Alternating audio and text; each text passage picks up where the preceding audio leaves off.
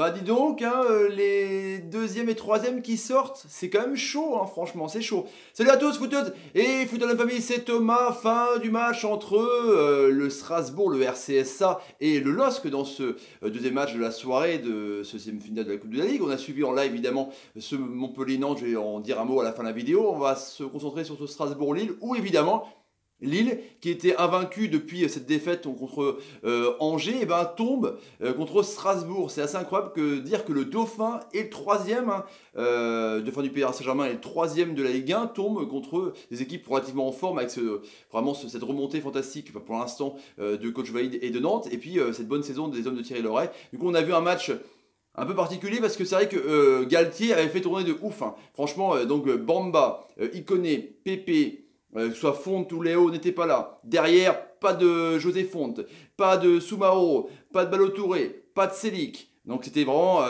une composition d'équipe avec Magalès, avec Ié, avec Koné, avec Dabila qui était pas mal, mais après ça s'est restructuré un petit peu où Dabila est passé dans l'axe, c'était un peu le bordel. Soumara était bon au milieu de terrain, enfin c'était vraiment bizarre. Sheka en numéro 10.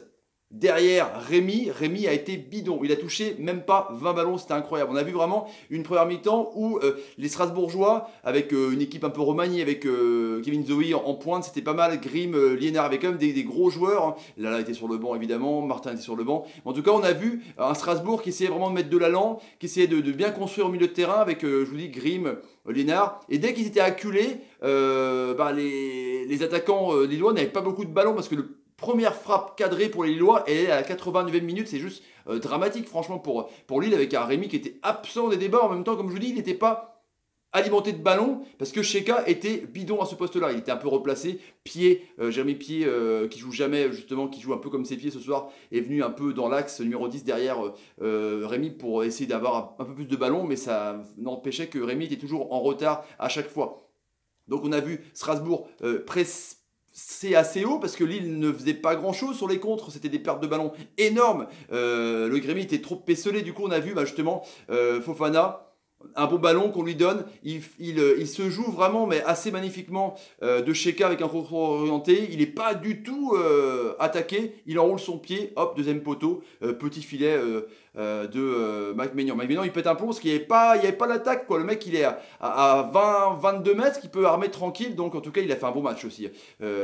Franchement Youssouf Fofana. Du coup 1-0. Et il n'y a pas eu de révolte lilloise, vraiment c'était que des pertes de ballon, il y a eu des grosses fautes du côté lillois, c'est Gomaya qui joue pas beaucoup parce que normalement c'est Sheka vraiment dans l'axe central avec Thiago Mendes qui était sur le banc. Et ben Maya n'a pas été un rendement énorme et puis la défense était inquiétante. Magalhães n'a pas été très très fort, hein, Gabriel.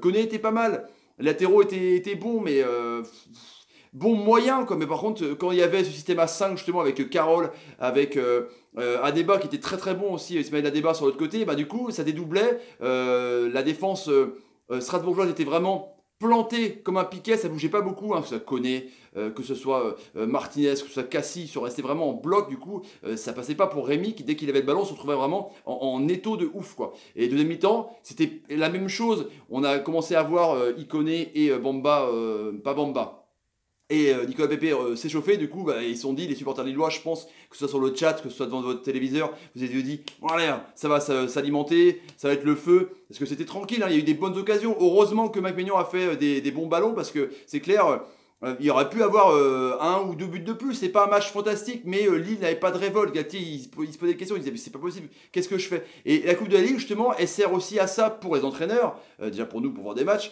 et pour les entraîneurs, pour pouvoir jauger un peu son effectif. Et quand tu vois que ta défense, franchement, ta défense bis tient pas la marée, tu dis qu'il y a des mecs qui ont perdu des points, comme le Crémy. Du coup, après, il y a eu cette rentrée de Pépé et de l'ami Iconé, mais là, c'était transfiguré, hein. Iconé, déjà, il était le milieu de terrain, le numéro 10 d'habituel de Galtier. Il a régalé, ça émeut. Lille était transfiguré. On a vu même Luis Araujo qui était vraiment hors de son match, retrouver un petit peu des combinaisons avec Pépé, des talonnades, c'était vraiment beaucoup mieux. Pépé a fait un festival à un moment donné sur une action litigieuse sur le côté gauche où il fait un triple grand pont, petit pont, et il se fait à moitié frictionner à son de réparation, il tombe. Et pratiquement sur l'action d'après, Il y a un contre avec Koné qui lance Cornier. Cornier la reprend d'ici, là, de l'épaule main, c'est un peu chelou. Donc Galtier crie au scandale. La variole arrive que en quart de finale dans cette Coupe de la Ligue. Et du coup, il fait un centre. Il n'y a personne, ni Magalhães, Edgar Lié lâche au marquage, et du coup, il y a entre Dacosta qui était rentré et Lénard, il est tout seul devant le but, et puis il trompe Maignan, quoi. La défense, oui, ok, il y a les contrôles de l'épaule, mais la défense lilloise, elle était aux abonnés absents, quoi, parce que Cornier, il a tout le champ pour centrer. Ni Magalhães, ni Koné, ni Nabila viennent pressé pour éviter de centrer. Et puis sur de réparation, quand tu lâches ton marquage, le mec il est tout seul, quoi. Franchement, il est tout seul. Du coup, 2-0. Et il y a eu en plus avoir 3-0 sur une action avec Kenny Lala qui lance magnifiquement l'ami Liénard. Liénard qui centre. Et là, il y a contrôle poitrine.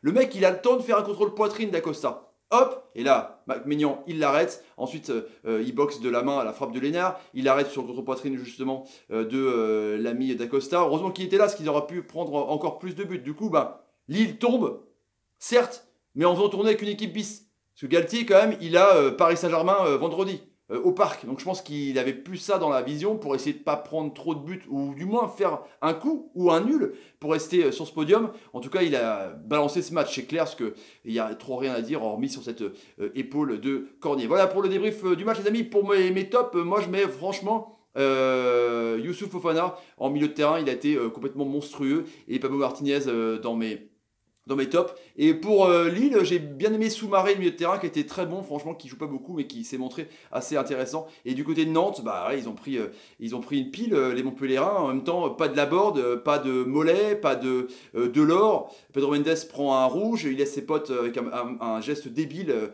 où il balance un revers dans la tête d'un joueur de Nantes. Du coup, voilà, pas ton attaque, pas ta doublette qui marque tous tes buts, avec Skeletor qui est devant, là, qui était bidon. Montpellier a eu la possession, et puis Nantes a marqué des beaux buts à l'image de Koulibaly sur cette action où l'arbitre laisse jouer avec ce découpage de Giroto et puis marque de la tête. Waris sur ce contre aussi où Rongier a fait du bien, où Waris met une frappe de ouf, et Salah qui rentre pour mettre son 9e but, en tout cas le 2e et le 3e de Ligue 1 qui sortent avec Strasbourg et Nantes. Voilà les amis pour ce débrief du soir de ces deux matchs, avec mon top quand même pour Nantes. Je mets quand même l'entrée de Rongier qui était quand même pour moi assez énorme. Pas beaucoup de top dans l'histoire, mais en tout cas j'ai bien aimé Rongier et l'ami Evangelista aussi. Voilà les amis pour le débrief de ce match Lille-Strasbourg et ce petit mot sur Nantes-Montpellier, Montpellier-Nantes. Si vous avez envie de vous abonner à la chaîne, n'hésitez pas. Tapez sur le gage, partagez la vidéo sur Twitter, Facebook, Instagram et Snapchat. Merci, c'est Nerd de la guerre, à tous abonné, c'est génial. Mettez des commentaires sur ce que vous pensez de possession de Lille, de Strasbourg, de Nantes et de Montpellier. Allez jouer, ces amis. Mettez des pouces quand, je sais pas, l'ami Dimitri Nard, vous fait une bonne passe. Ou Benjamin Cornier. Allez, t'es un génie. Salut, et salut. Demain, rebelote. Nîmes Saint-Etienne. Multiplex. C'est bien la Coupe de Ligue quand même. C'est bien.